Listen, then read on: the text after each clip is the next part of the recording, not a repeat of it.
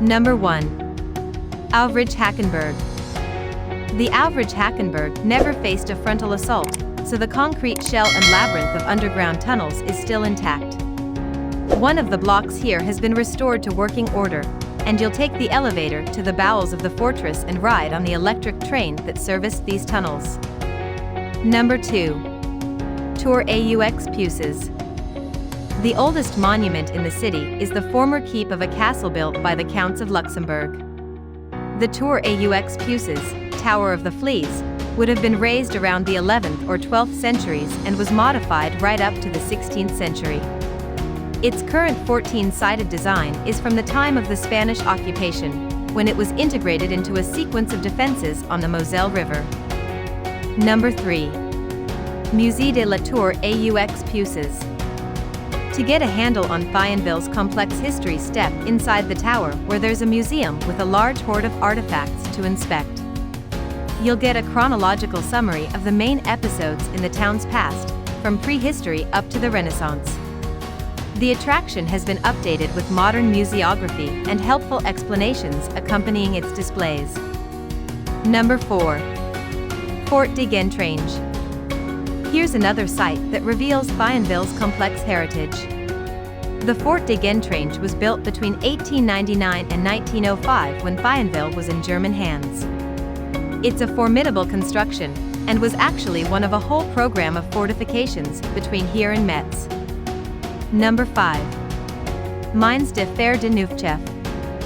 The northwestern side of Lorraine is pocked with iron mines that were sunk 200 years ago, but closed down after the war. 2 of these have been kept as museums to educate the next generation about the region's bygone iron and steel industry. The local one is minutes west of Thionville at Nouvchef, and has maintained 1.5 kilometers of underground galleries. Number 6. Zoo d'Amnéville. The Zoo d'Amnéville stands out for its gorillas and orangutans and is spread over 18 hectares of meadow and woodland. The Plain Africaine is a high point, with giraffes, zebras, ostriches and antelopes coexisting in a 3-hectare enclosure. Park attendance has shot up in the last couple of years after the zoo unveiled its Tiger World shows, using tamed tigers. Number 7. Sights around Thionville. Thionville is a small town, so you can take a whistle-stop tour of Thionville in a couple of hours. As well as the sights and attractions covered in this list, there are a few minor landmarks to look out for. One is the Hôtel de la Patrie, Altar of the Fatherland, a highly rare memorial to the Revolution, erected in 1796 and featuring the Masonic symbol of the Eye of Providence. Number 8. Chateau De Voc Range. A little way beyond Thionville's western outskirts is an exquisite chateau from the 1200s embedded in a 30-hectare park.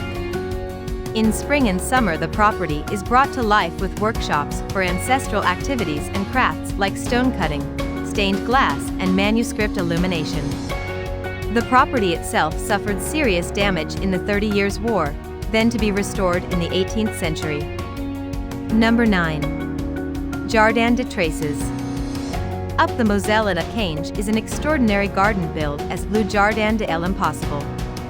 And although this isn't the ideal location for a garden to thrive in, it's a perfect statement of the Moselle department's industrial past and what it wants to be in the future.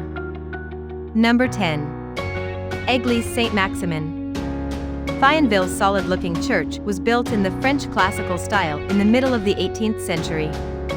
The French army actually had a hand in its design, as they wanted the 2 towers above the western portal to be lookout posts.